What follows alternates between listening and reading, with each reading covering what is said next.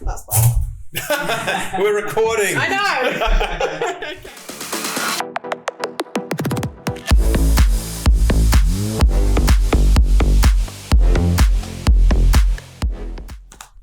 All right, welcome back. Episode number 5. I said I wasn't going to do that anymore, but apparently I've just done it. So we'll announce what number we're up to.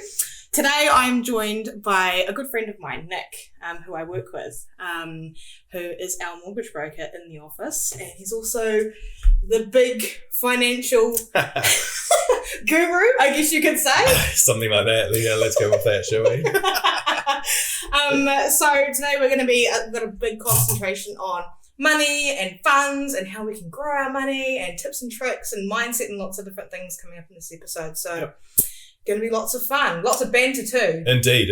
Yep. So before we get started, none of this is financial advice, right? No, yeah. Legally, yeah, I that's my can't say disclaimer. shit. Yeah, and anyone has to sign a disclosure statement or something on it. So take whatever was said on your own back, and we won't see you in court. No. That's what we're trying to avoid, right? Cool. Okay, so normally we start off with our question of the week. Okay, what is it? So I can't remember. Hang on. We're off to a flying start, exactly. I wanted to make my question of the week this week something to do with money. Right. Obviously. So the question of the week was, when did you know that you were bad with money? Okay. And so we asked people to write in about a time that they were dead broke and why, or tell us about what you did because you were broke. Okay. So I want your reaction. It's gonna be a good little time. Yeah. All right, let's go. Okay, Let's bit go. of fun. All right. Did Number you know one. I was dead broke like 4 years ago? You can tell me I'll all tell of you. it. I'm excited to hear okay. about it. I'm sure people Yeah, too. we can talk about that. Yeah, we'll get into it. Okay, so my ex-boyfriend paid me to suck his dick. Surely I'm winning because I low-key liked it, but it did give prostitute vibes. Wait a minute, was she broke first or she Yeah, so just... she's broke. So she's broke and he's offered her some money and she's like, yeah, done. Wow. Yeah. Wow. I don't even know how to answer that. I really. feel like that's pretty common though. Well, I mean, I'm a guy. I couldn't answer it from a... Have you ever offered anyone a bit of money for No, because I mean, like... They've just done it. Well, I mean, like, if you have to offer somebody money for something, right, then obviously they don't want to do it because you're bribing them to do it. I know, but... Or they're in a time of desperation. For me, do you know what? Like karma, right? Like we just earlier, before we came on here, we're talking about karma, right? Like the guy that did some stuff and now it's going to really... And he's done. Yeah. Yeah. So, taking advantage of a person like that. I mean, if it was me, I don't really hate any of my exes. So, I mean, if someone came to me, well, hang on, how much did she pay? I don't know. How much did he pay? I don't know. That's the thing. You don't know. Was it like $40 or something? I think it could be an easy 50, maybe. I don't know. She didn't say. I mean, if someone comes to you and they're in the absolute desperate time of need, you probably just give them $50, right? Like, and then hopefully they'll give you the blowy afterwards to say thank you. Well, I mean, just say thank you. There you go. Then it's not a financial transaction. No, and then that's it's right. not, and then it's not prostitution. Yeah, exactly. Yeah. Okay, next one. Told work and income that my wallet was stolen so that they would top me up. The amount of work and income stories that I have heard. We were just discussing one earlier that I can't even talk about. Yeah. But yeah, do you know what? Like work and income, man, it's touch and go, right? Yeah. I hear some stories. I hear some success stories of people come in and go, oh, Wins hooked me up with ABC. And then I hear some real horror stories of people that really, really need it. Yes. They go into Wins and the person they're talking to, I don't know, they're not feeling it that day, right? So they just get a negative response. But in saying that, there's a lots of, would you call them Wins hacks? Well, yeah, no, you're right. There is. They don't tell you about it. You only find out about it through third parties. Yeah, 100%. Yeah. There's stuff you can get from Wins, right? You get those little green cards. You've seen them before. You know what I'm talking about? Yeah. So apparently you can only buy food and groceries and stuff like that. Yes. But I mean, supermarkets sell cigarettes and stuff too, and and alcohol and stuff. I don't know if they would actually. My understanding is that the shop person, the cashier, is not meant to accept it because you have to sign for. I've been on Wins before. How old was the person that served you at the supermarket last? 14 years old? I I don't actually go shopping that often anymore. Well, who's going to stand up to a 40-year-old man that's trying to buy something when you're a 14-year-old girl, say, for example? That's intimidating, man. Especially if you're, having withdrawals and you got the sweats going and, you're shaking. I wouldn't say no. I'd just be like, you know what? I'll actually just give it to you. Don't even worry about paying for it. 100%. He's just trying to get the booze and the ciggies and get gone. Right? Fuck off. But there was a whole thing where I remember there was an investigation. People were getting grants because you can get grants for mechanical repairs on your car, tyres, in-home appliances, washing machines and stuff like that. So go get all those and then marketplace, right? Yes. Cash them out. And there's a specific washing machine that Wins will buy. It's like one type of washing machine. Is there really? Yeah. And so if you go on my Facebook Marketplace, you'll see comments on them and it'll be like, oh, that's a Wins washing machine. People know the washing machine. There you go, right? Yeah, it's quite funny. Yeah, so that's crazy. And that sort of shit happens all the time, right? Avondale Markets haven't been there for years and years and years, but people would do that. Like, you get all the shoplifters and stuff, they go shoplift and then go to Avondale Market and lay out a blanket. Yeah. And you'd be paying like $17 for a pack of AA batteries or some shit like that. And, all off the back. Same thing, right? It's like far out when people do some stuff. But, desperate times, desperate message. Right. And you've got to give them credit. Yeah. You've got to give them credit, for being resourceful. Right? Yeah, and this person, to go in and tell them that your wallet's been stolen and everything, that's a whole appointment. That's desperation. That's balls to go in and set up an appointment. There's probably a 3-week wait between the appointment, and then you got to go sit in there and it's rough in those offices. Yeah. Not a fun time. Not fun. All right. Here we go. What's this one? You won a brand new iPhone and got scammed $900. Oh. Do you know what? Scams really piss me off, actually. It's one thing I'm passionate about on the other side because they are everywhere, right? Yeah. So the crypto space is a big thing for that, right? So cryptocurrency, because there's no way, shape or form that you can get your money back. Someone was talking about credit cards the other day, right? Credit cards can potentially be good or the devil, right? So if you're running a 10K credit card and you're tapped all the way out, that's a bad time. But one of the things that we were talking about with someone the other day is, I wouldn't say I got scammed, but I spent some money. It didn't come through what was supposed to come through. Call up the credit card company, transaction reversed. Yeah. Like 48 hours, I had my money back. Right. That's not happening with crypto, right? Yeah. So that's a weakness of crypto and still another strength of a credit card. Yeah. But as for the scams, you're just never going to... I report, the text message ones. I get them all the time. 100%. I report every single phone. I'll normally ring them. And sometimes they'll ring, and sometimes you get an answer. Well, they answer. No, they don't answer, but you'll get an answering machine that's like a normal person, like living out in Ranui, like, hey, bro, leave a message. It's like, what the fuck? What are you doing? 100%. Fuck, do you know a real good scam, actually? And I was involved in it, but I wasn't involved involuntarily, I guess you could say was the word. So I buy and sell property too, right? Mm-hmm. So we do that. And I had a property, it was listed with the office. So the boys at Team Diego had the listing and they had it listed. And anyway, somebody called me up because they somehow tracked me down as being the owner of this property. They said, I'm calling up about renting your property. I'm like, which property? And it was a property in Henderson we were currently renovating. I remember I was at the property and the boys were renovating, I think, or they're finishing up. And someone had taken that property and put it for rent. Yes. Circumventing any like of our office or anything like that. Yeah. And like we're taking deposits. Yeah. Crazy. Nuts, eh? Yep. I think they pulled 2 deposits. Fuck. Yep. Lady was spewing. Some people are so stupid though to even, you know what I mean, making deposits without even viewing it in the first place. I know, but it was But then people, again, desperation, when they need somewhere to live, you know, and people do, they're stuck, they don't have anywhere to live. Exactly, and then tight time frames too, right? It's just like, I've got nowhere to live. Yeah. And you call me up and you're like, oh, I'm interested in renting the property. I'm like, oh, I've got 4 people. Yeah. So the first person to send me the deposit's going to get it. Boom. You're not even thinking, right? Yeah. You're taking action. Yeah. So... And then you send the money, and as soon as you send that money, it's like what do you call it? What's that word?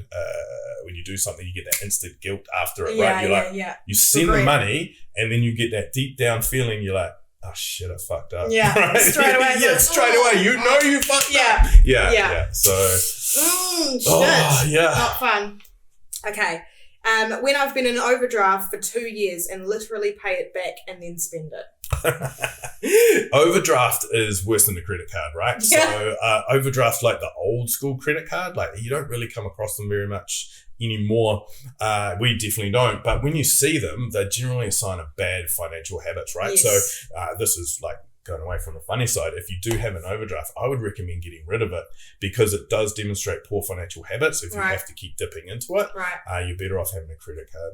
I tell you what, not long ago, my bank put me into overdraft. I'm never in overdraft. I didn't even know it was possible that I could go into overdraft. And I went into like a $5 overdraft and they then froze all my accounts. Really? Yes. And I'm like trying to use the app and it's not working. I'm like, that's fucking weird. And I'm like, maybe it's the app on my phone. So I jump on my computer, trying to use it on there, not working. And I ring up the branch and they're like, oh yeah, well, you went into overdraft. I'm like, you're telling me that you put my accounts on hold because of a $5 fucking overdraft? Are you going to name and shame the bank? I actually, it was either, I don't remember which one it was. It was either Kiwi Bank or BNZ. I think it may have been Kiwi Bank from memory, but not 100% sure. But yeah, fucking, honestly, and I said it to the lady on the phone, she's like, oh yes, well, and I'm like, that is fucking ridiculous. 100% they do.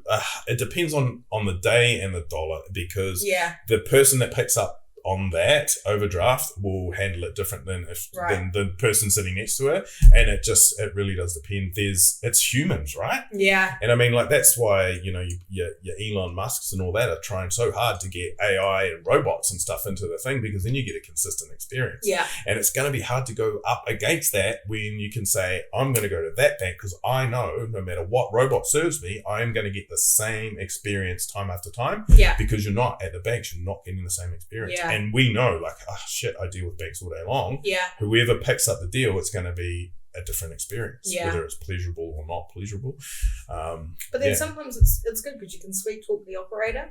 Yeah, well, that's like literally why I've done so well. Is just I'm quite personable. But it's true though, right? Nobody does it. I'm probably the only broker. If there's other brokers that do it, pardon me, but like if somebody pulls a rabbit out of the hat for me, I send them gift baskets. Oh wow! And the BDMs and stuff like that. I try my best to pay for their stuff when they come, like for coffees and that, because even though they pull out the ANZ, ASB, whatever credit card it is, nobody ever pays for their shit, right? Like they all like, it's on ANZ. Of course, I'm going to take that. Yeah.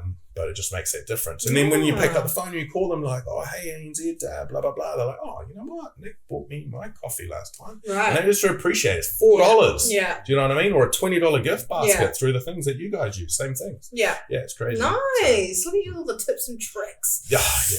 All right. We've got one here. Insurance claims. Only when I'm desperate. I only do them once a year or they get sus. Ooh, okay, I'm actually not regulated around insurance, but I can tell a story on this. I do not recommend doing this shit. No, neither do I. Fuck, I wonder if someone sees it, they're going to know exactly what I'm talking about. I'm really, really sorry, but I have to tell the story because it's a good life lesson. Yes. And so someone I know did that situation, lost a whole bunch of stuff overseas. The investigators, when they did the investigation, man, she lost it overseas, came back through the airport and stuff, and they pulled security camera footage on her coming through customs and all that kind of stuff to identify what was in her claim versus what she was carrying on her. Oh, and she claimed for, I think it was a legit claim, but she added stuff on, and it was something so stupid like I think she claimed for an Apple Watch and she was wearing on the way back through. Boom. Okay, so busted, right? So the claim didn't go through, regardless of the fact that it was genuine. Just topped it off, and then like if that shit haunts you, and then you need a good insurance broker. We're talking about home and contents, foreign general is the term. You need a very good broker to get you insurance, because at the end of the day, you try and buy a house with no insurance, bank says no, so you don't want to fuck that up. My parents actually got caught doing an insurance claim one time, and it was over the fucking stupid. I was only very, very little, but they'd done this insurance claim for all these tools that would never there. And my dad. You mean may or may not have been there? No, they weren't there. We can say they weren't there. This was 20 plus years ago. And my dad told, was the one that was saying, this was missing, blah, blah, blah. And the investigators came out, obviously, they were like, you seem sus. I don't know what it was. Maybe it was the AC/DC shirt or the mullet, one or the other. And they pulled my mum up and they said to her, we just need to ask some questions. Mum was like, yep. He's obviously gone through it all with her. She's answering the questions and they go, cool, so what colour was the hammer? And my mum's like, yellow. And they're like, got ya. He said it was red. And Dad's like, why the fuck didn't you just say you didn't know? why did you pick a colour? Just say, I don't fucking know. Yeah, I know. Here's the problem. You know what the problem is? Women are too honest. You know. I'm sure that added to their divorce later on. That fucking yellow hammer. Yeah, that fucking hammer. But I mean, what the chance if you went down to my, I've got a toolbox at the bottom of my lock-uppy thing or whatever, and you said, what colour's the hammer? Fuck. Exactly. I don't know. Yeah, that's rough. Dude. Yeah. Like, I would have, if that was me and you were already in, you got to play that shit out. Yeah. Right? I would have been like, well, there was definitely two then. Yeah, you know, like, come on with something. Mum's just like, I don't fucking know. Yeah, man. Yeah, that's sneaky. She wasn't made for the criminal life. Sneaky motherfuckers, those investigators. It was a goodie. Okay, when my boyfriend and I racked up $12,000 in a credit card, Q card, and overdraft. 12 grand's not that much money, right? Well, it obviously is for this person. Well, I know it is. But see, here's the thing with 12, we'll just use 12 grand. It's a good example. So people will gauge what's a lot of money on what's going on around them, right? So if you hear on the news all the time that, you know, the average wage is 55 grand and you're doing 65K a year, I mean, I'm fucking doing all right. Right. But you're only limited by your own imagination, right? So might be a good time to tell my story, I suppose. Like when I lived overseas for some time, I was in the States, I came home, I set up this business and I got rorted by these dodgy Indian guys over in India, where basically, long story short, we set up this website. We were doing it was a service-based business where people were struggling with an accounting software, and these guys were accounting experts, blah, blah, blah, ran a call center, yada, yada, yada. Right. Long story short, I didn't know this at the time. I'm not sure if I can say this online, but apparently you can buy thousands of credit card numbers on the dark web for like $100. And so these guys started running stolen credit cards through my merchant here in New Zealand. So we were doing like $2,000 a week, and I was stoked, man. I was like, yeah, this is US dollars. I was like, this is cool. I was paying them 40%. It was awesome. And then they started running up the numbers. Like, we were doing, I think the last week I did like 15K US dollars or something like that. I was like, what the fuck is going on here? And then it all came to shit, right? Long story short, after everything being paid back, Indians were gone. The call center shut down, blah, blah, blah. They'd done enough of that. And I was $60,000 in the hole. And I was shitting my pants. And the only thing that saved me, actually, there's a couple of friends. I sat down with them and was like, fuck, I don't know what I'm going to do, blah, blah, blah. And they're like, how much is it? And they're like, $60,000. I'm like, bro, you can do that. I was like, yeah, you're right. So going back to your people, like 12 grand, if they've still got that 12 grand, you just have to knuckle down and do it. Yeah. And the biggest thing for people is they're underpaid. All you guys watching are probably underpaid. Yeah. And this is horrific. I met a guy the other day, he's earning $65,000 working in a chemical factory, handling the chemicals. I'm like, bro, you're worth more, like 100%. Yeah. You got to go find a new job, find another job, or Countdown probably pays 65 grand and you don't have to handle dangerous chemicals. I think a lot of it comes down to as well that I think that people don't know how to ask for more money. You know what I mean? Like, I think there's a lot of people out there who don't have the confidence to be actually able to go to their employer and say, pay me more, you know? Yep. Twofold to that. So that is a big thing, and also people are lazy too, right? So most of the time we see people, I would say, look, you need to get your wages up, right? So people come to me all the time and we want to buy this $1 million home, right? Keeping in mind that people never listen, right? So it's like, if you've got a 10% deposit, you should be buying a new build. You should not be looking at a home and land, package, an existing home package. That is the path of least resistance for you, but people don't want to take the path of least resistance and go up the hard way. So I'm like, look, if you want to buy this house, you're on 65 grand, you're on 100. I need you both. I need 200K for you guys to make this transaction work. It's going to be really easy for the 65K to go to, 100 than it is for the 100K to go to, 140, say, for example. And then so people will just go, boss, I need more money. That's it. And if someone came to you and asked you that, you'd be like, you know what? Fuck off. I'm not interested. The best way to ask for a pay rise, and this works 80% of the time, is to approach the boss. You can't be lazy though. You approach your boss and just say, hey boss, look, I'm on 65 grand. I need to get to 80. What can I do to add value to your business? I will work extra. So can I, and go with a list. Yeah. Say, I noticed that the floor out there needs sweeping daily. Nobody's doing it. Can I stay after work and spend an hour doing that? Can I wash the company vehicles on the weekend and get some overtime? Is there anyone's shift I can pick up? You just got to be creative in your own mind. How you're going to add value to your boss. Someone came to me and said that, 100%, here's your money. Make sure you do the work. Yeah. If you don't do the work, money gets taken away. That's right. Yeah. Nice.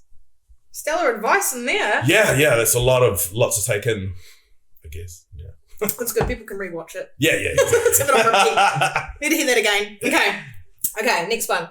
Random Tinder guy offered me $500 to go over and get blazed wearing something sexy. Easy money. Oh, for a girl, man. Girls are brave. Laugh, Nick. Just laugh. It's funny. She's alive. You didn't kill her. Oh, she is alive. Yeah, she's alive. Did she go? Yes, she did. She did go? Yeah, I know. And she got the money. Yeah, she did. That dude is a sucker. Yeah, exactly. She probably would have done it for free, right? I don't know. Well, if he put the weed on, maybe. Yeah, maybe. Yeah. Man, you girls are brave, eh? I don't know, like, some of the stuff that you girls do, it just blows my mind. Like, going to a random dude's house, like, shit. Especially in this day and age, it's just, I'm like, holy shit. Right, she's probably had her location on. She's fine. Yeah, I know. I know, because this is more of a you question more than anything. Like, if you're a girl and you're like, well, okay. That's right. Point taken. Okay, so you are a girl. Yeah. And you're off out to go on a Tinder date with some guy and there's going to be some weed involved. How many friends do you notify?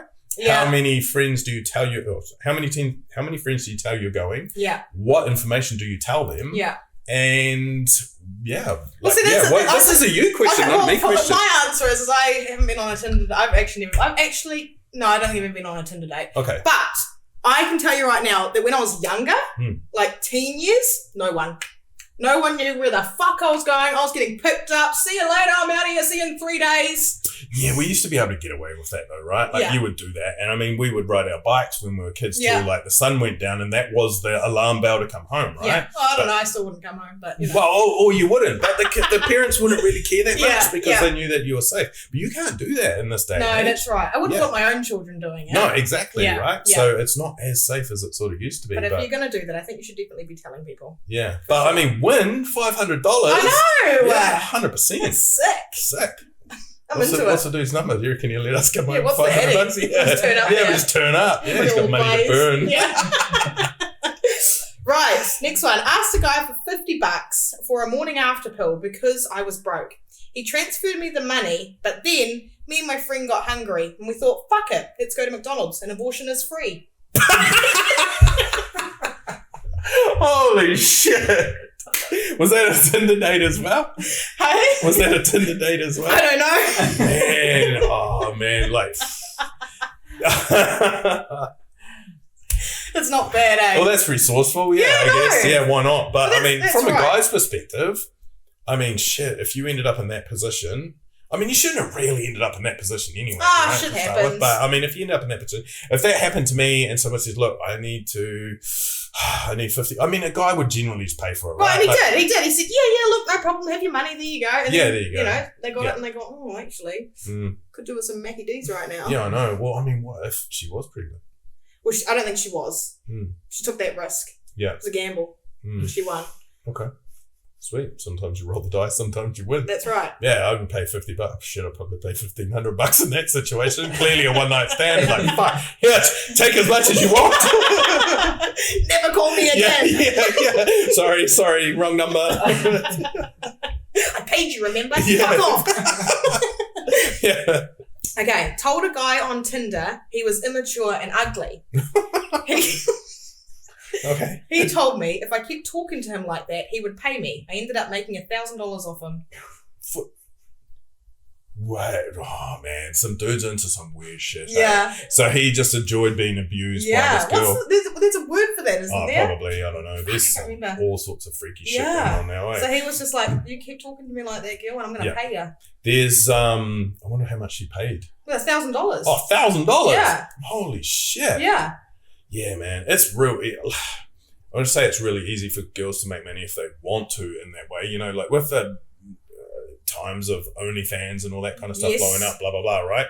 There are guys out there that will just keep paying you money. Yeah. They just will. And yeah, they part with it. And they sort of, do you know what? I don't hate against that at all. If you've got the balls to do it, I think there's something that they really like about, you know, especially with OnlyFans, but watching and, you know, getting videos and whatever of girls that they're paying for from someone they know.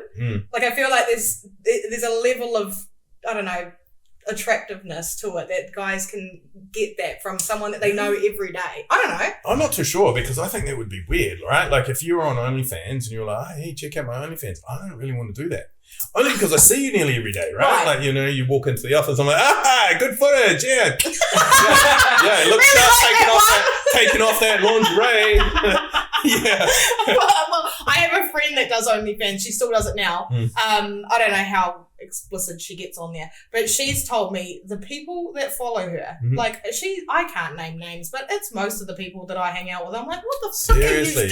Yeah, because you can tell, right? Who it is. That's crazy. 9 times out of 10 you can sort of tell. Sometimes you can't, but yeah. Most of, I don't know about your friend, but like, you know, a lot of the girls on OnlyFans, especially the top 10%ers, a lot of them are part of agencies, right? Yeah. So when the guys are chatting to them, they're not actually chatting to the girls anyway, that's right? Right. Just chatting to dudes. Yeah. But it's just the same videos recycled over. Yeah, it's insane. I don't really understand that. And one thing, like porn is huge, right, for dudes, and like without getting into, you know, I don't know, any kind of conspiracies or anything like that. Porn's free. You can go on to Pornhub or whatever you're gonna Google up and watch as much porn as you want for free. Nothing's free. Why is porn free? Great question. Wow. Why is porn free? I'm fucking into these sort of conspiracies too. I'm not allowed to go on and download the latest James Bond movie, but I can go and watch Gina Jamison like get railed by 17 dudes in a row. Which is, that's just like, I mean, obviously it's consensual, but 17 dudes in a row is disgusting, dude. Like, what the fuck?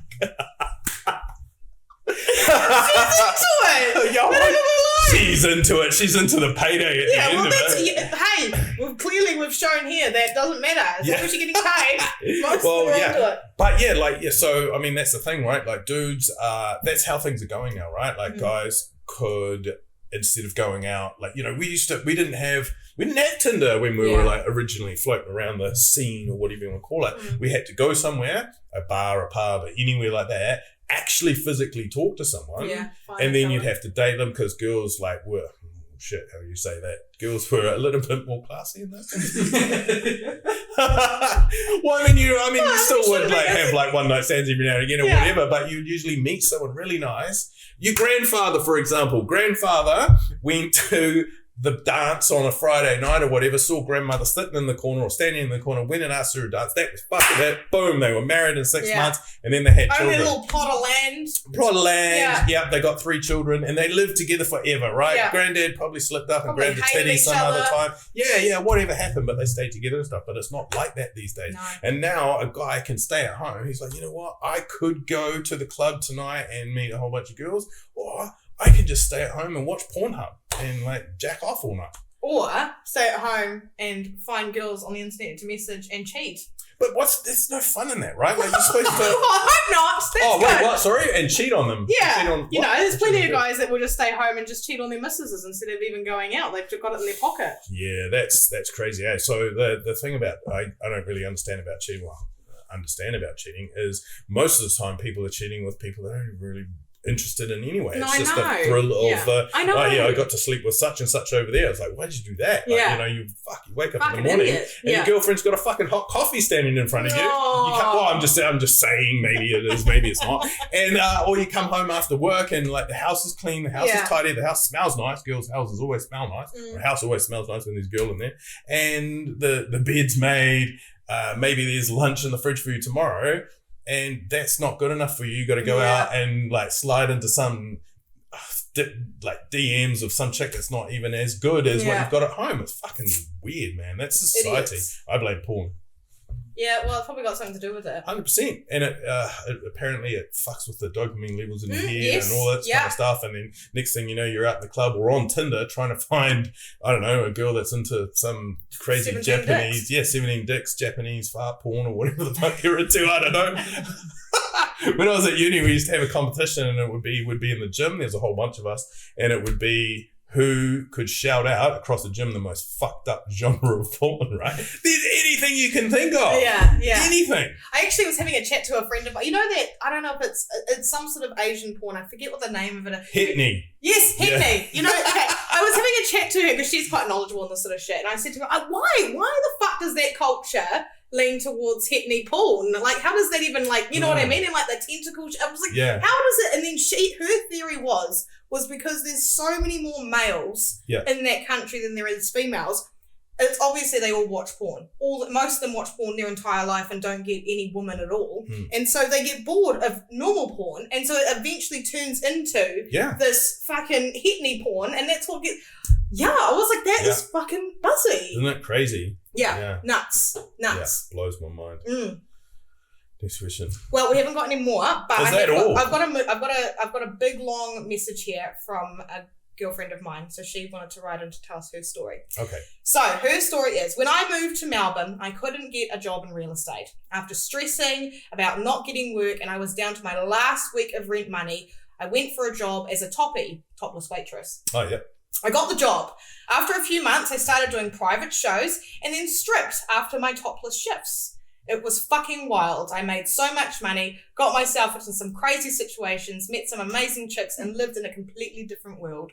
There's Auckland's a really small place, right? So, you know, you get to meet a lot of people, and I know some people from that industry, and watching how their lifestyle has transitioned and stuff like that, it does lead to a different life. Yeah. Lots and lots of money though can either go either way, right? Yeah. So it'll end up in a big screaming hole in the ground, or you'll do well. Yeah. And it depends on what you use it for.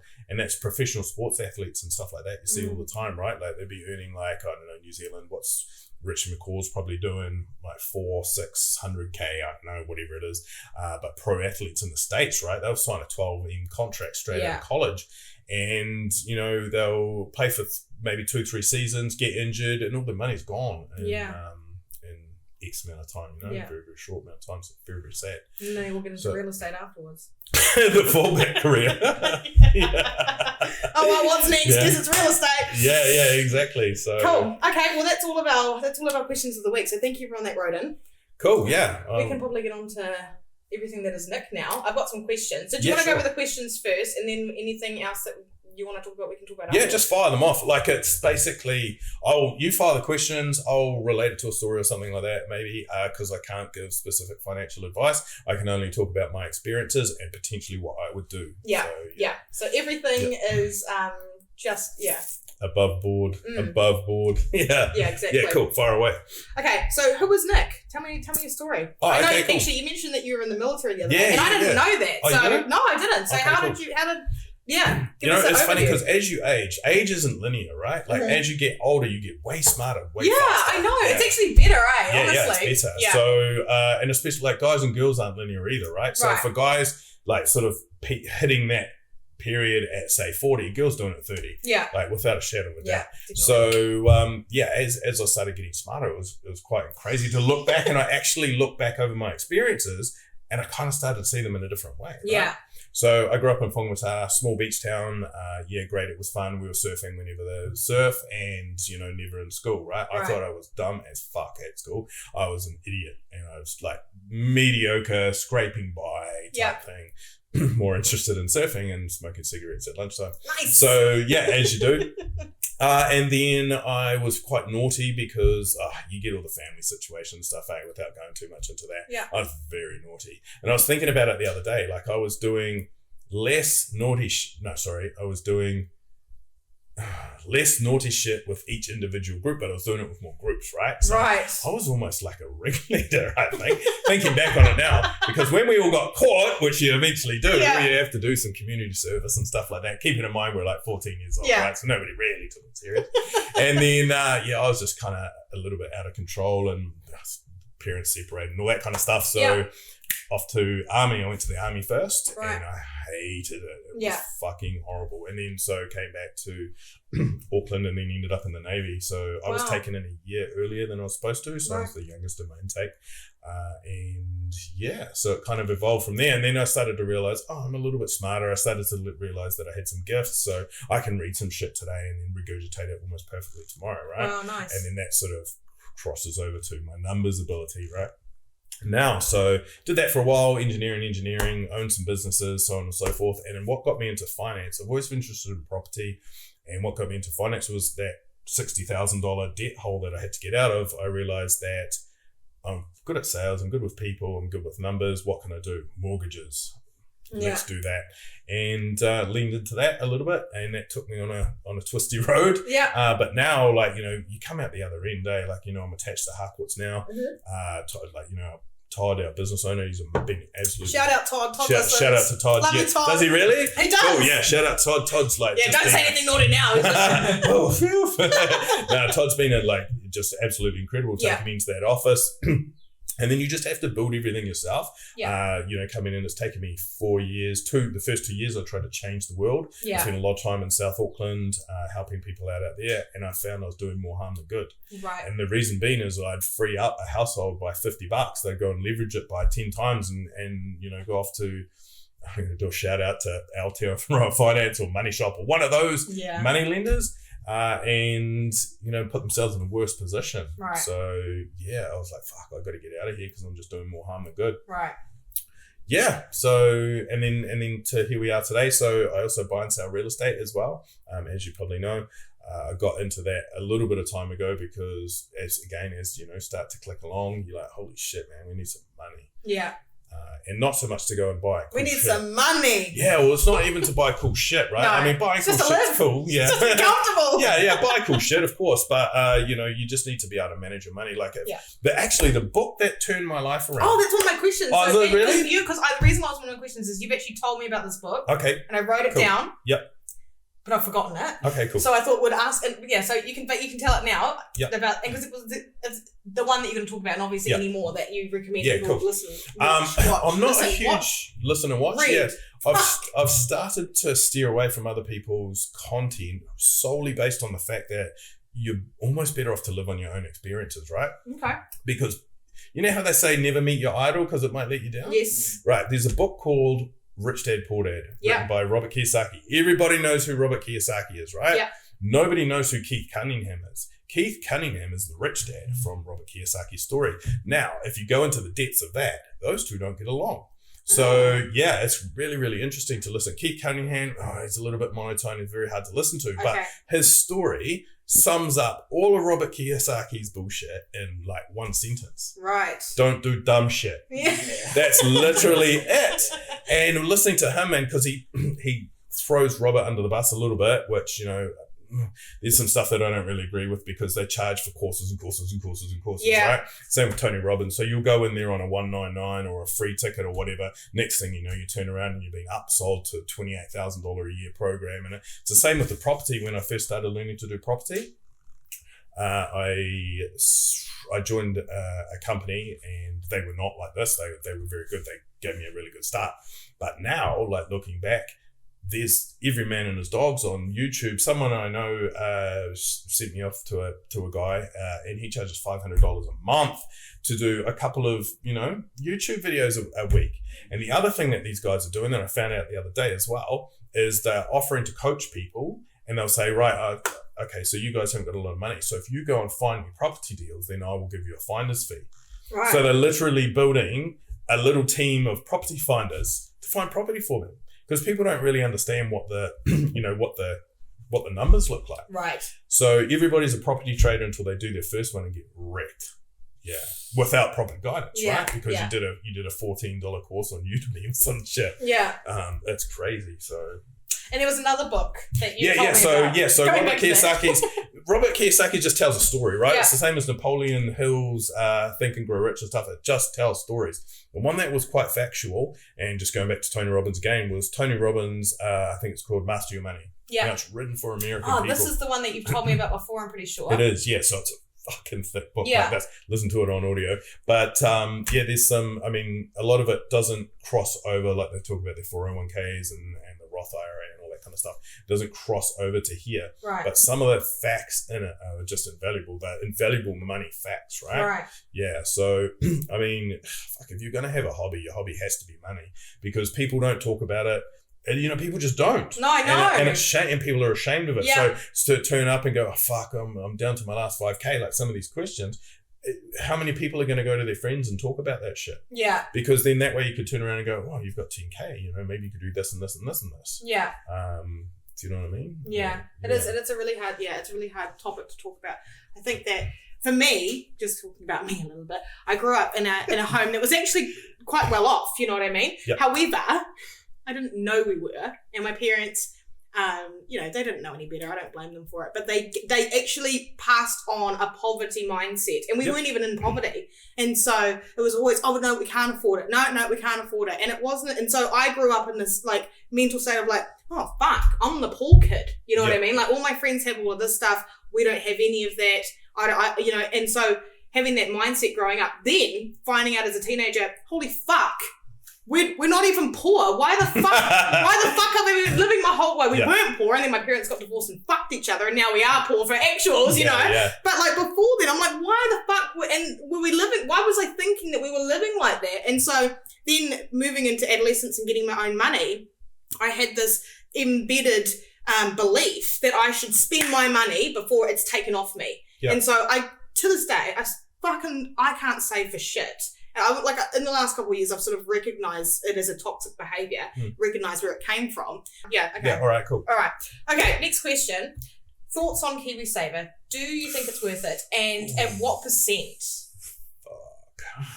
I'm going to say some shit again. So I used to be the top KiwiSaver salesperson for Generate KiwiSaver. I was like top 3 for like 3 years in a row or something like that. So I do know KiwiSaver inside out. I'm not regulated to talk about it anymore. And I think they changed the class of advice it was too. I'm not sure. It used to be like a general class. So you could talk about this class of person as in, I don't know, like young people from the age of say 18 to 25, that falls into a class, right? But now I think they changed the actual what it is, and it's more specific now.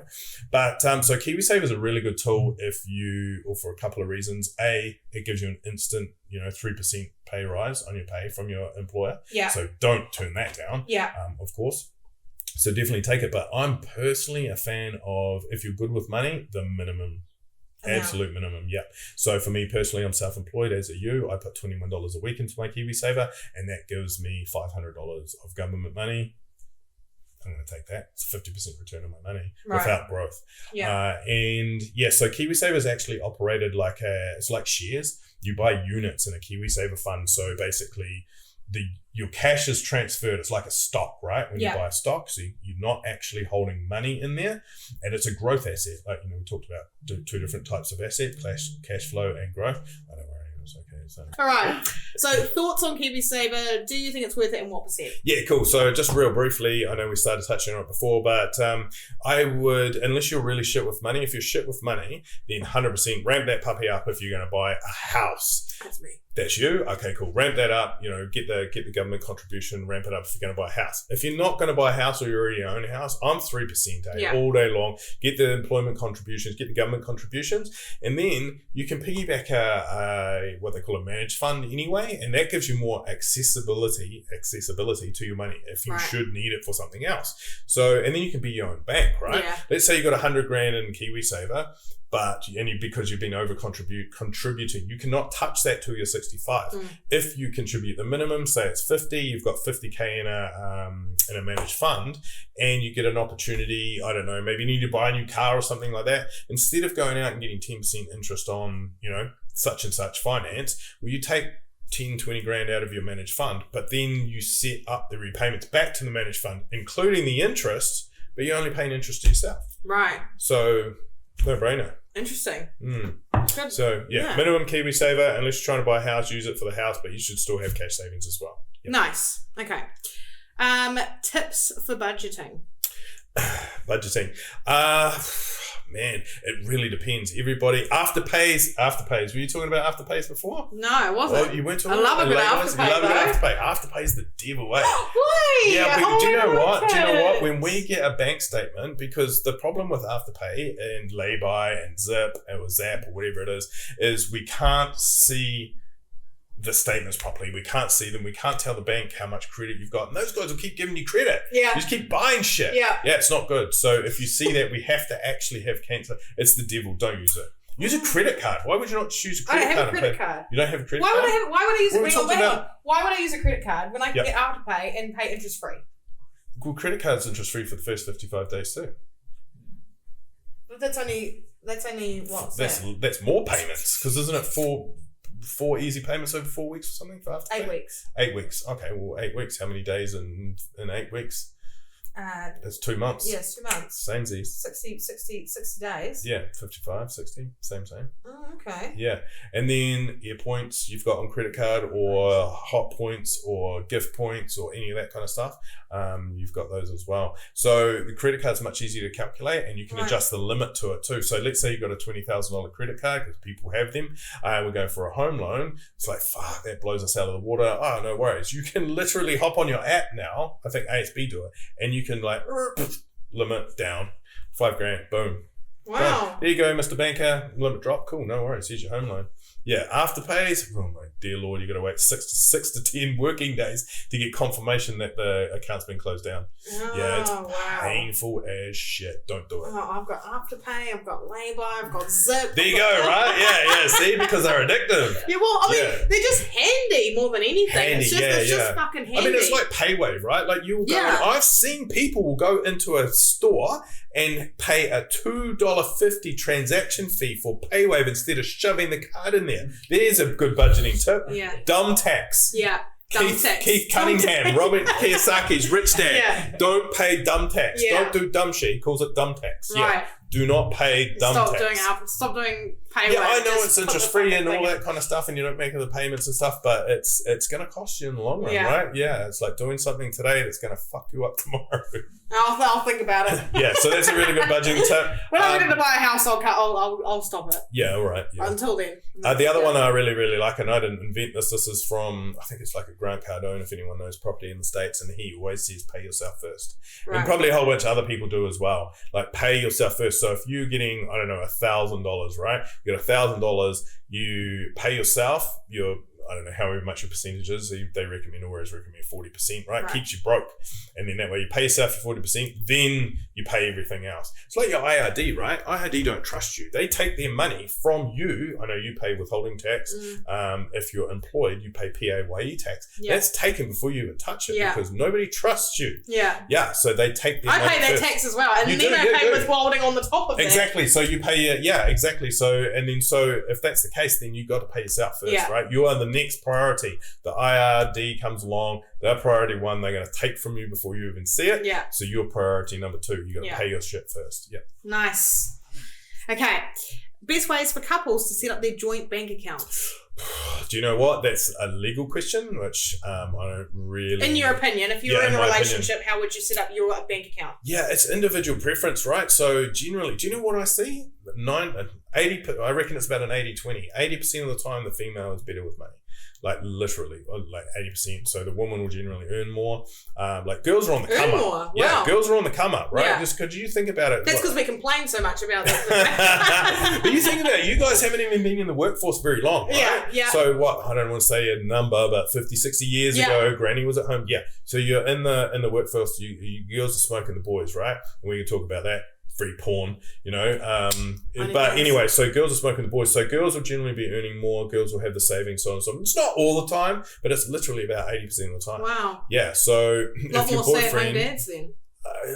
Not even that. Like people life-changing early midlife crisis or something, career changes. People doing apprenticeships, fucking up their apprenticeships, right? Never finishing their apprenticeships. Do you know what I mean? Like just dumb dude shit. Yeah. And anyway, so in that case, and it might be vice versa, if one's bad with money, have a joint account to pay the fat bills and the food and the blah blah blah. Make sure that everybody contributes the same amount to that, and then other than that, do whatever you want. Right. But I've caused a couple of divorces because of secret financial stuff like hidden credit cards and stuff. Yeah, it's happened. Some scandalous stuff, like some dude had a side piece, I believe is the correct terminology. You know what I mean? He's paying for it from another account. Yeah. And we see everything. It's like reading the Matrix. So I'll sit down and just go, where's this account? Where's this account? Where's this account? Oh shit, do I have to send that account? And I'm like, yes, I need to fucking see it. OnlyFans. No. Some shit. Yeah. Or ATM withdrawals on a Friday night for $400. What costs $400 on a Friday night? It's like, this is every fucking night. At least at least withdraw it on a Wednesday. You know it's going to happen. You might want to withdraw it early. So do you know what I mean? So keep that shit separate. Keep it. like cash is on its way out, and cash is still like, you know, you hear cash is king, right? Yeah. I love it. It's not not transactable. It is transactable. It's not traceable. Yeah. So then the bank doesn't know where you've been. So I remember one of the first deals I ever did. It was such a nice. He was a Samoan guy, and he was just the nicest man I've ever met in my life. Had this beautiful family and stuff, and he worked on construction in the city. So every Friday night he would withdraw, I think it was like $250 from an ATM right outside Sky City somewhere, and he would take his family for the markets in the morning, you know, Saturday morning markets. Boom. And anyway, so we were doing this deal for him, and the bank picked up on it. He's like, Sky City withdrawals Friday night. He's got a gambling problem. I was like, holy shit. And we had to mitigate it. So, I mean, we got around it, but I was just like, that was like, oh yeah. Like, it was a... Yeah, the way to look at it. Fuck. Yeah. Okay. What bank do you bank with? I should ask this. Me personally, I'm with ANZ, but this is a very, very good question, especially for first home buyers. There's no reason I'm with ANZ other than I'm just with ANZ. If I was going to write myself a mortgage, ANZ is not the best place for me. It would probably be one of the other lenders, perhaps, maybe Westpac or something, but that's only to my specific situation. If you're a first home buyer, people think they are loyal to the bank will be loyal to them. That's not a thing at all. The bank does not give a fuck about you. Right. So they give a fuck about the numbers, what you look like as a character, like your spending character and all that kind of stuff.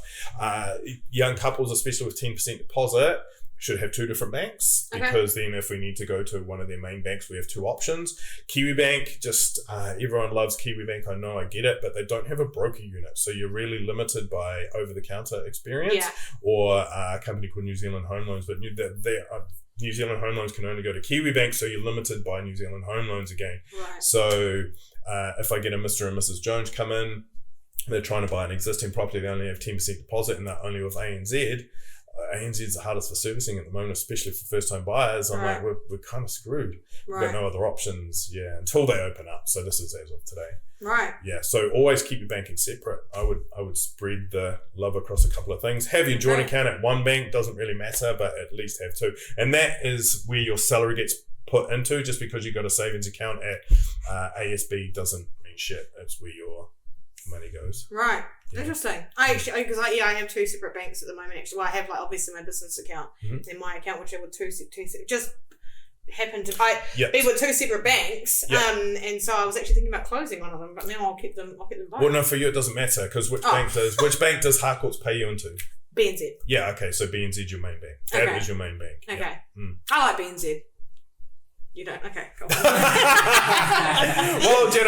I don't really have a favourite. Do you know what I have a favourite of? I have a favourite of the BDMs, right? Okay. So all banks are semi-created equal. So when people will ring up and say, I want you to submit my deal to two banks, I can quite comfortably say that I do not need to, because I know your situation. Yeah. I know what property you're going to buy. Plus the property, for example. Plus property, take that to ANZ, it's going to be a no every single time. Right.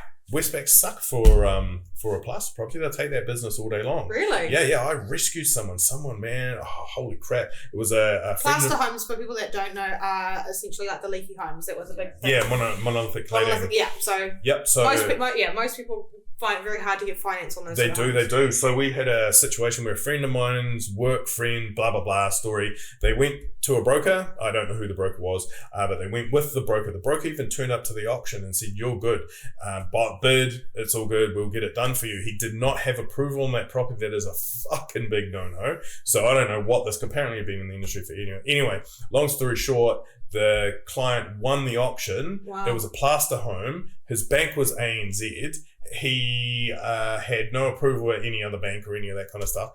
When they took the security, the property, to the bank on the Monday morning, they said, "Oh no, we're not prepared to accept this property without all of the penetration tests and stuff like that. It's basically destroy holes in the wall to test the thing." And the vendor of the property said, "No.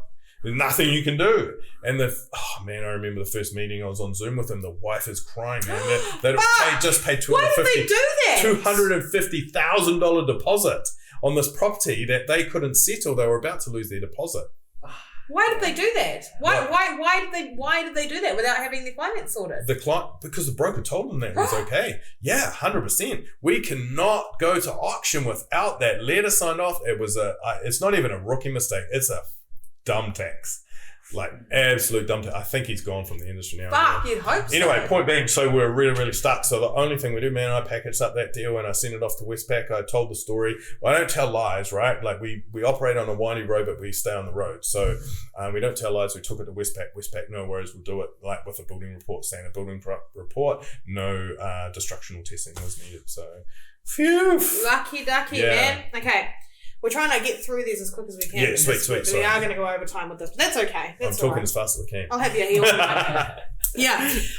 What are some examples of an asset and what is a liability? Yeah, cool. Yeah, sweet. So that's actually a very, very good question. That's right, so, okay. What's that? That's was right. it? Yeah. Okay, cool. Yeah, so people, so like people will class, like an asset is something that holds value, basically, and a liability. Asset is generally something that makes you money or holds value. A liability is something that costs you money, right? Credit card that's got $10,000 on it, liability. Technically a mortgage on your own home, liability, blah, blah, blah. Asset-wise would be like, you could potentially say a vehicle, if it's a company car, it's an asset because it helps make you money. Anything that helps make you money is common misconception, like family home is an asset, kind of, is your own car that you drive around in an asset, kind of, but does it make you money, right? So if you're operating a vehicle like my car that I bought here, we bought, and I've used that to come here. We're doing a podcast, so that's business expense. There's a business relation to the car because the car's technically making me money, blah, blah, blah. That's okay. Yeah. There's different classes of assets, obviously. So, sort of current assets and things like that where you'd have maybe $10,000 in the bank account, still an asset, it's liquid, it's fast moving, whereas a house is illiquid, where it's not. It's more of a fixed asset, right? So it's illiquid. It's going to take you a little bit of time to sell. Nice. Yeah. Cool. Okay. What are your thoughts about buying versus leasing vehicles? I don't really have much of a thought on this. Leasing, you're tied into a lease agreement for a period of time, right? Mm-hmm. So if it's 3 years, you are stuck with that vehicle for 3 years. If you need to get out of that vehicle, I think you got to pay a lot of money. I've never leased a vehicle in my life, so I'm not 100% sure. If you buy a vehicle, though, it's an asset that you own and should, even if you have finance on it, it's okay because you can sell that vehicle and settle the finance, right? That's actually a very good question leading into people will 100% finance vehicle, dumb tax. Dude, like 100% finance on a vehicle is fucking stupid. And it's almost like, no. Are you 100% finance on a vehicle? No, not 100%. Not 100%? Yeah. Like 50. 50. Yeah, 50%'s good. Okay. 50%, like they have what they call a loan to value ratio, right? Yeah. Like if you buy a house for $1 million, you put $200,000 on it, you have an 80% loan to value ratio, right? So 80% LVR, whatever you want. 50% is just nice, right? I mean, I'm not talking about a property, but 50 on a vehicle, 50 anything. So, like my car, if I had to sell it tomorrow, I'd probably get what I paid for, just under blah, blah, blah, and fees and yada, yada. But, I'm only 50% leveraged on it. So, if the market tanked and I really had to sell it to pay back the finance company, oh shit, I take a hit on my portion, but at least I would much rather take a $100,000 hit than a hit on my credit. Right. Yeah. Yeah. Nice. Okay. How much is a good amount for our broke bitches out there? Not for Nick. Well, that's a bit disrespect. No, it's not. They know they are. It's all right. I'm part of the club. All right. How much is a good amount to have as an emergency fund? Do you know what? This is a really good question. So people will have, let's say 10 grand worth of savings, right? So you have $10,000 in an account. You'll have $10,000 ramped up in credit card debt. Fucking stupid. Take that $10,000 and pay it down. Yeah. If you've got a credit card with nothing on it, put that in the drawer and done. And it's gone and it's zero. So that's your emergency right there. Right. And then operate out of cash. People operating out of debt don't understand. Like I had a guy the other day and he had, I think it was a $20,000 credit card tapped out at $20,000. Yeah. Earning like, I don't know, it was a Gem Visa or a Gem Visa. 29%. Are you fucking serious? Yeah. What the fuck? Yeah.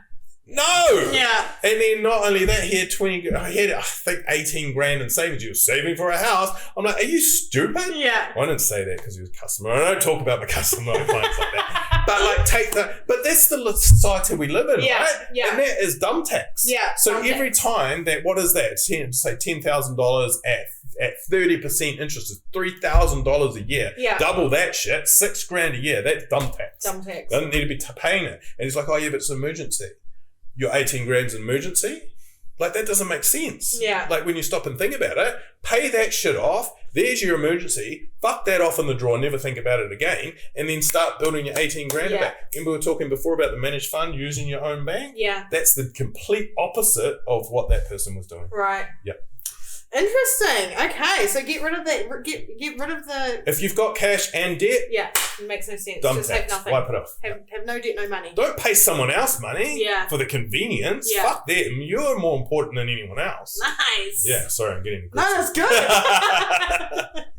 Okay, so how much is a good amount to have as an emergency fund? Oh yeah, so it depends on your situation, right? Okay, like so let's say some of these girls and guys, but some of them maybe they're living paycheck to paycheck. You know what I mean? Like, what's a paycheck to paycheck's a fucking dangerous position to be. Like, if you've got $5,000 and if you've got kids, you know, holy shit, man. Like, remember that story about Westpac not long ago over Christmas time and the transactions got all fucked up? Yeah. Yeah. So you know, there was a lady that needed to take her daughter to the doctor and she needed $20, right? She didn't fucking have it. Well, you need to have $20 and keep cash. Like, I know cash is on its way out too, but like I don't know if I want to tell anyone, have a little stash just in case. Right. You lose your wallet, you got nothing. Like, I carry about $250 in my car just because if you lose all my shit's gone, like, fuck, I lost it, and you're out of gas. Yeah. Like, you're in a bad way. I was like, oh, here you go, 20, you know, you got cash. And then keep some at home and so on and so forth, Nice. But $5,000, $10,000, you already know how much money you need in an emergency situation. If the bank will give you a $5,000 credit card, I would just have it and put it in the drawer. Right. Yeah. Just keep it for those emergencies, eh? Yeah. Nice. Cool. We've only got like 4 questions. Okay, let's Actually, go. we've only got 3 questions. We do? Record time. Okay.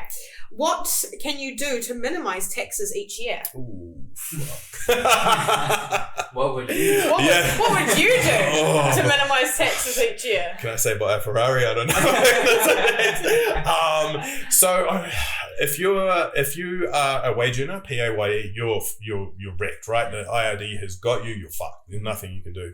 If you operate your own business or a contractor or so on and so forth, there's pluses and minuses, but you are able to write off business expenses. So your car is a business expense, especially for you. Your home office here is a business expense, which is a portion of your rent, right? So you should be taking that back, and all of that is deductible against the amount of tax that you have to pay. Yes. So I definitely agree with utilizing the system to the best of your advantage.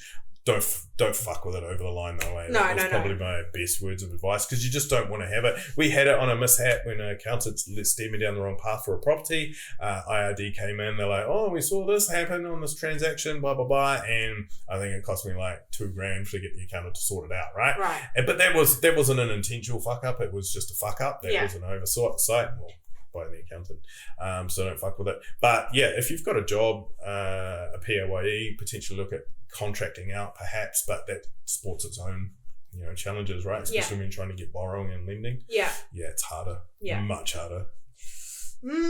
Okay, what is a good way to prepare for retirement?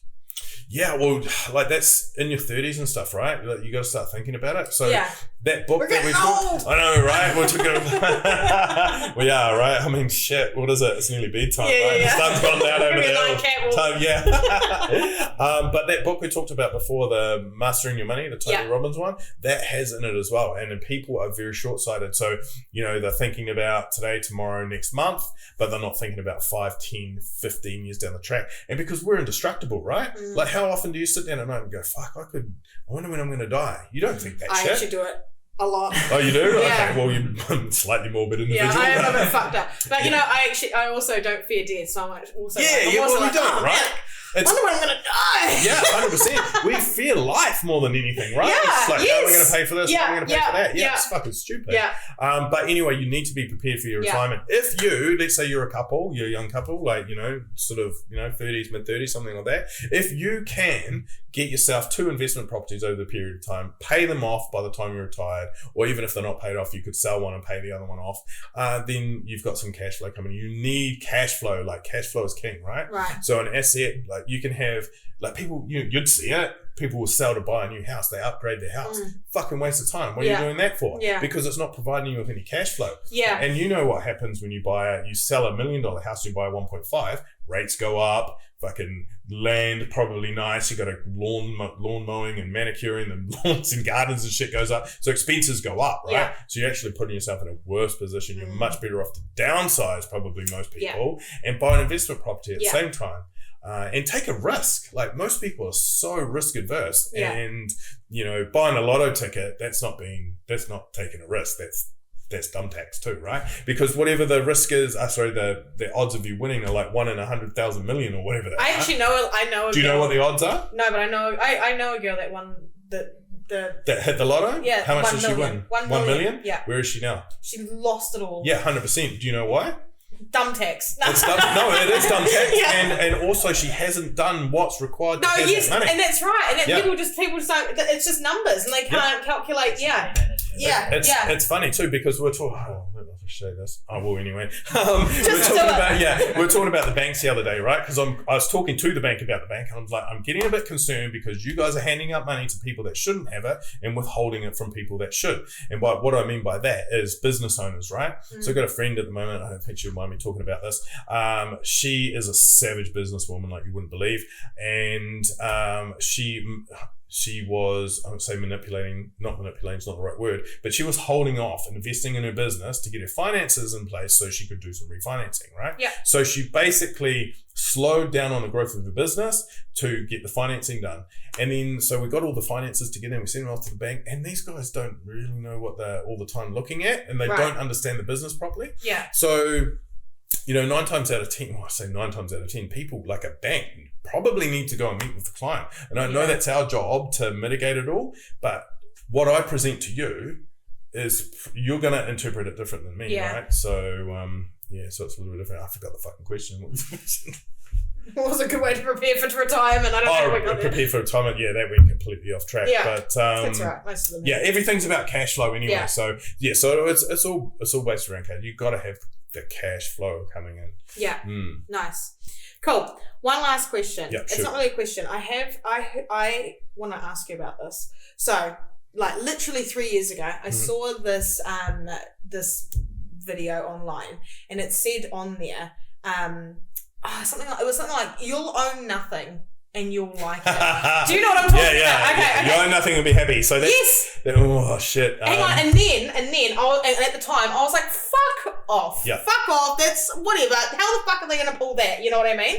Then recently I saw that Australia have brought out this thing and they are now lending money. So basically the government will own a portion of your home and you'll only own a portion of it. And so in my head I'm like, oh, we're halfway there with that. You know what I mean? Like they've now created. This is a very good question. So we're operating in the conspiracy space now, but I actually agree with you. We have that here too, right? No. It's the Kyang Aura Partnership Program. I have. Yeah, so you'll own nothing and you'll be happy. That's part of Klaus Schwab's New World Order. That's blah, blah, blah, blah, blah. Justin Trudeau, Jacinda Ardern, blah, blah, blah. That is all fact. You can Google fact check that. Facebook, Mark Zuckerberg. So it's all very, very true. So that's where that comes from. Now, back when I've only been in the industry 5 years. Like I'm still probably considered junior.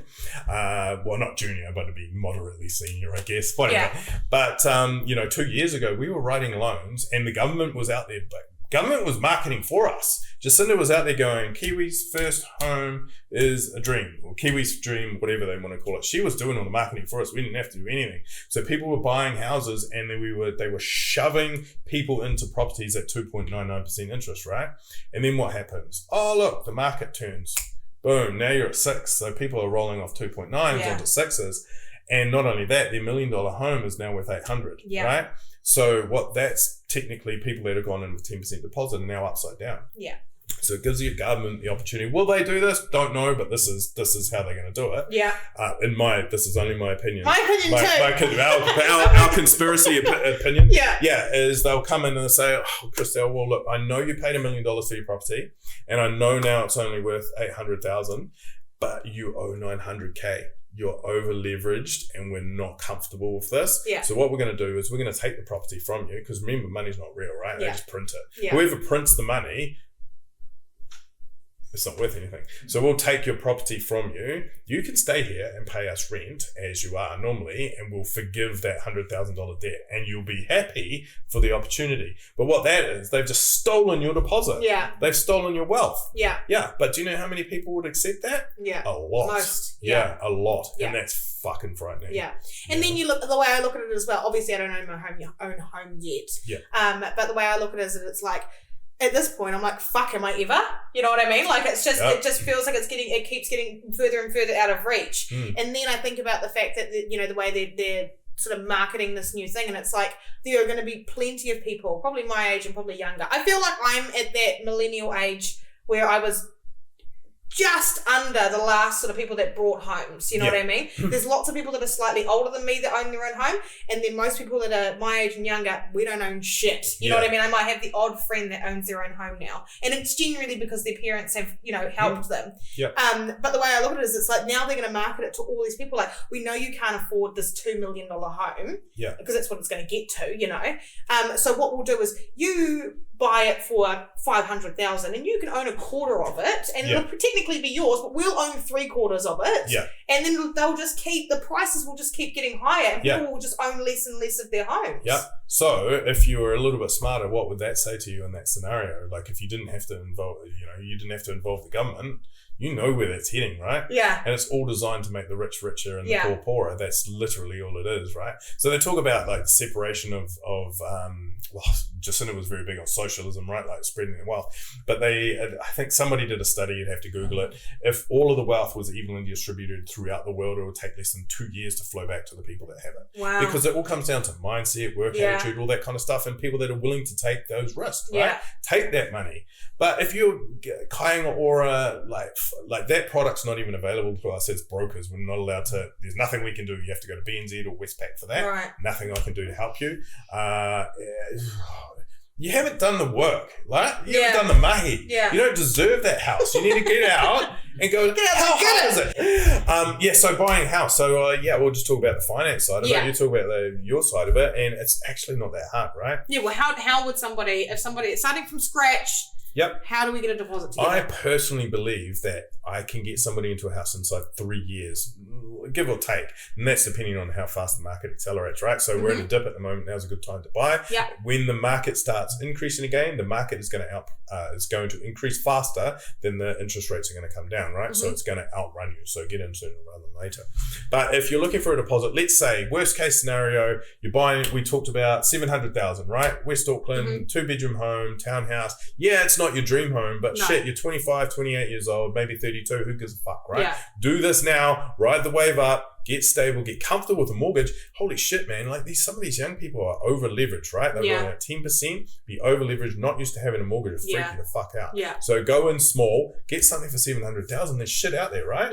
Build your equity up. Build the equity up. So for 700,000, we only need $70,000, right?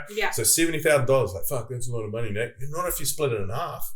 Because there's two of you, your husband and wife, boyfriend, girlfriend. Now it's only 35. Right. How much more manageable and tolerable is 35,000 over 70, right? So now you're each responsible for $30,000. What I used to get people to do is go to Kmart, or I was going to say Walmart, Kmart, or fucking wherever else you do, Costco out West Auckland. Go get a whiteboard and stick it on the fridge, or write on the fridge and write your numbers on it. So if you're not discussing numbers, you're already behind the 8 ball, right?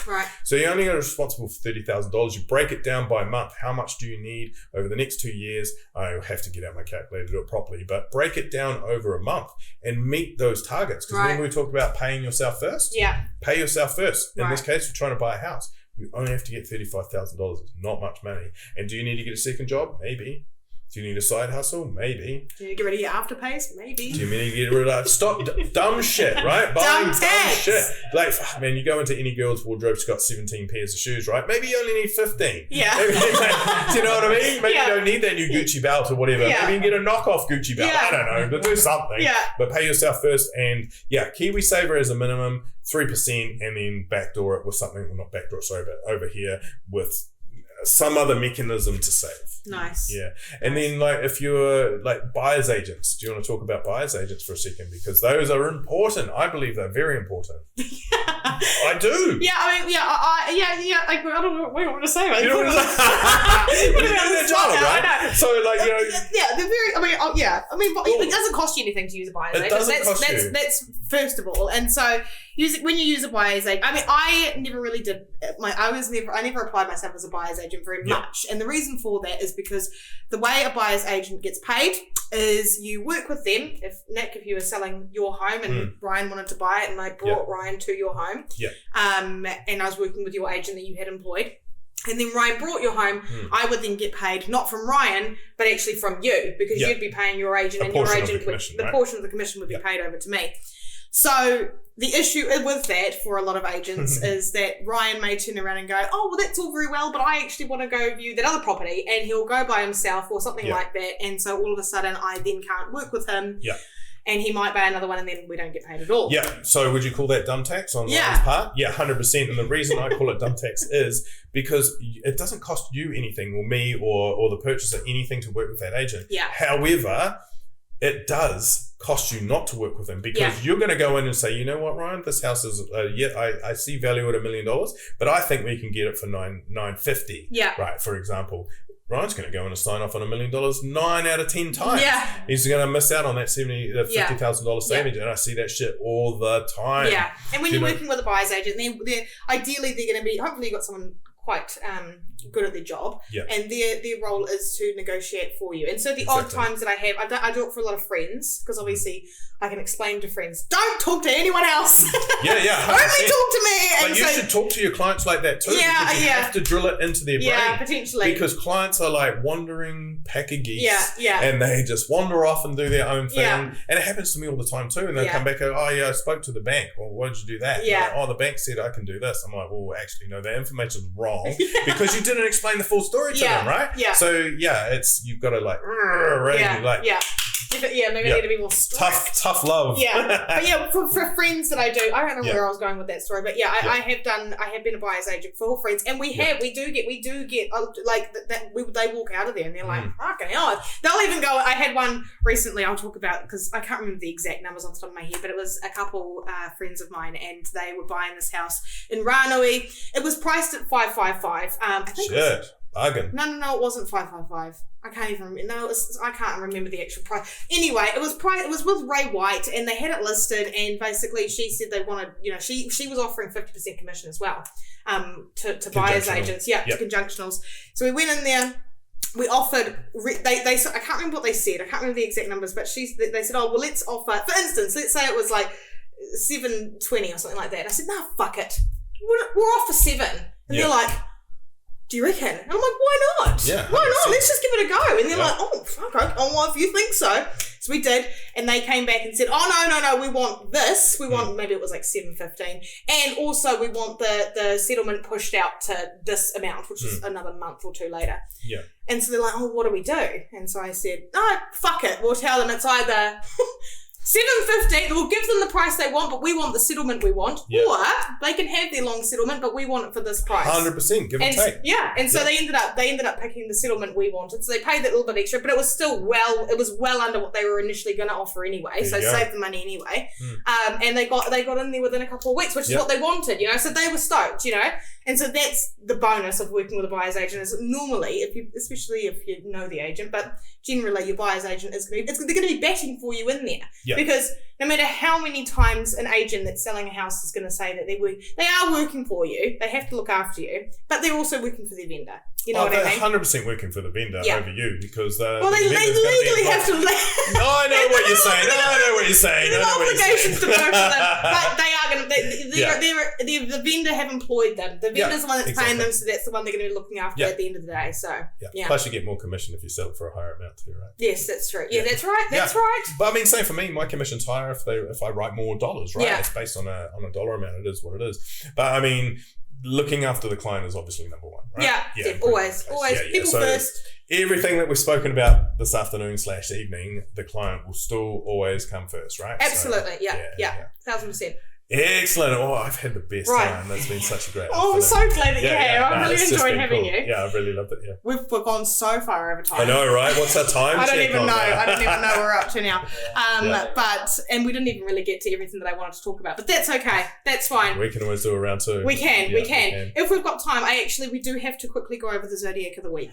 What star sign are you? I'm Libra. Libra? Yeah, I don't know anything about Zodiac. Okay, that's right. I've just got to quickly read this off because we do it every single week, okay? And I've done all my homework for it, so it's got to be done. Okay, so... Wait a minute, you did homework for every single one of the signs? No, it's what I do is I go over what planet is moving into what, and it's going to affect... You do this, I don't know anything you're talking about. You do it. I'm just going to leave this. You listen and then you'll be like, okay. So, on the 21st of May, which will be just before this podcast comes out, Mars is going to be moving into Leo. Right. And so Mars is the planet of motivation, drive, and action. Okay. And Leo is the placement of expression and enjoyment. Okay. So, over this time, take a chance, take charge. We're going to want to take charge and be an active role in what gets us fired up and what we seek pleasure in. Yeah. Okay, so we're going to be way more driven and way more wanting to get out there and get things done and the things that we're passionate about. Yes, it is. Yeah. It's very cool. Okay. So, other than Mars being in Leo, when we haven't got Mars in Leo, it's very rare that we get an opportunity like this to be able to actually apply ourselves this way in a really creative and passionate way in what we're interested in. Yep. So it's a really good time to use that energy wisely, okay? Mm-hmm. Now, the only thing is confidence is a good thing. Yeah. But overconfidence is a bad thing. And so Leos tend to be overconfident. And so what can happen during this time is we do run the risk of being overconfident in situations. And this can lead to drama, essentially, and things going a little bit pear-shaped.